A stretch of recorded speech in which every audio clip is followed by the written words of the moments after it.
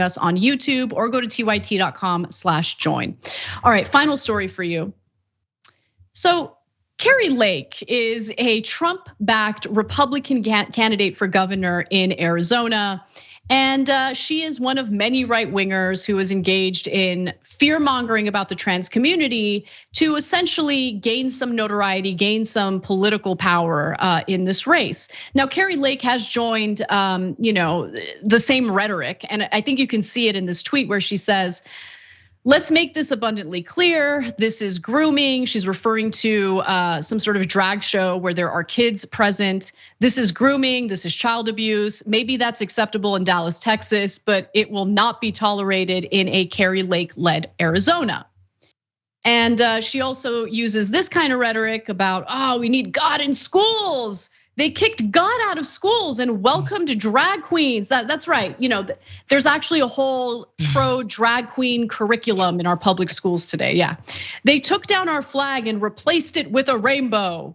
They seek to disarm Americans and militarize our enemies. Let's bring back the basics: God, guns, and glory. Yeah. So Kari Lake, the basics.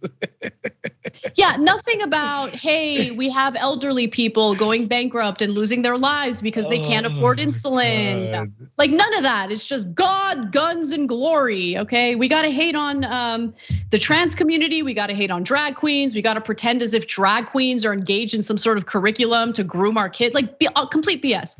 I think it's also important to note that Kari Lake, prior to running for governor in Arizona, had some pretty close friends who identify and perform as drag queens, okay? So Rick Stevens is a performer that she would actually text with, she would visit at bars, and even would hire for private events where her own children were present.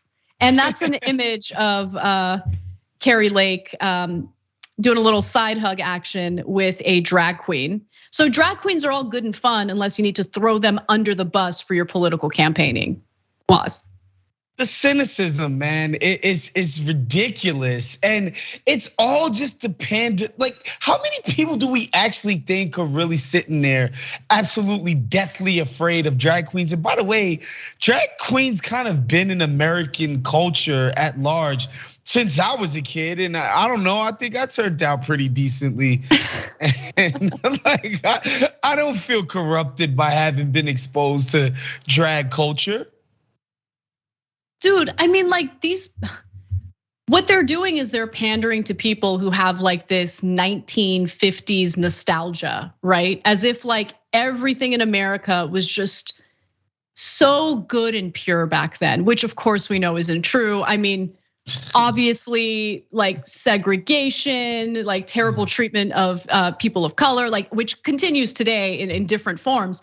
But on top of that, if you just want to talk about scandalous, salacious stuff, I mean, you think like the traditional nuclear family was like all goody-goody?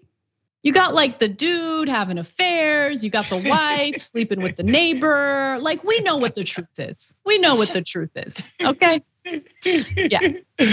Yeah, I don't think it was all perfect and just manicured lawns and white picket fences. I think there was some freaky stuff happening back then too, and the same as it always has been. Same as it always has been. Look, people are freaks. You're not gonna stop people from being interested in sexual activity. But to then use various communities to fearmonger and gain political power. I mean, Republicans always do that, but it's pretty sick when, I mean, the hypocrisy is right there slapping you in the face.